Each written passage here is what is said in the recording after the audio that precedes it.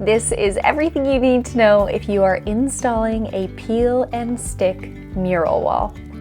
These are the things you're going to need: an X-Acto knife, a clean towel, a level, a scraper, and of course scissors. You'll also need a pencil with this one. First things first, you're going to wipe down the wall. This is going to remove any dust, and of course you're going to unwrap that.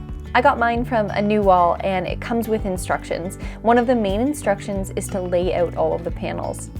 Thankfully, with a company like Anewall, they set you up for success. They label all of their panels. You will also measure the width of your panel and then transfer that measurement onto the wall.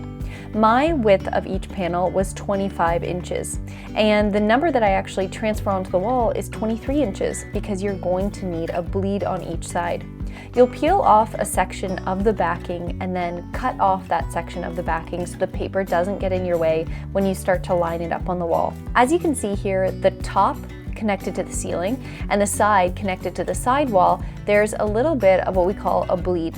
So not all walls are created perfectly square, which means that we may have a little bit of an angle there. We ensured that our panel was correctly up and down with our level, but at the very end, we're going to X-Acto knife off that bleed and it will be perfectly covering your wall. When you get to the point that your first panel is pretty much set up for success and you have this beautifully horizontal line, you can just use that scraper. Go slow, but this part will be a little quicker than the beginning.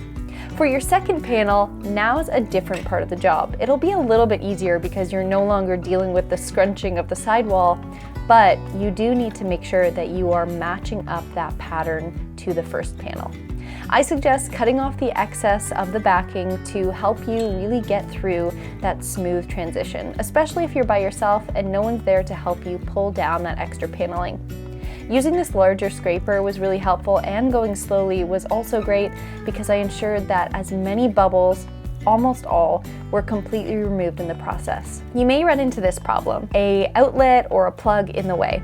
Just go simply and slowly. Cut a small hole out with your X-Acto knife and then cover it back up with the panel. It should be absolutely seamless when you cover it back up, but I will say the X-Acto knife really slices into this easily, so you're going to want to make sure you go slow. For the third panel, for some reason this one I thought was the hardest to put on. You're really wanting to make sure that you line up that pattern and you're not pulling too hard to stretch the fabric that it's made out of. Don't be intimidated to unpeel and repeel. The application process, obviously you don't want to do that too many times, but definitely don't be scared to do it. The last panel, again, is a little bit tough like the first one because of those side walls. The very last thing you're going to do is take your X-Acto knife as well as your scraper and use it as a hard edge to score that bleed on every single side. This way you can remove the excess and your wall is going to be absolutely picture perfect by the end. Do this carefully, and if it is a really big wall, make sure you have a spotter if you do have a high ladder. You can watch my full rejig of this spare room in my spare room transformation vlog. I'll have it linked up above for you to click away. I'm thrilled to show you guys the after.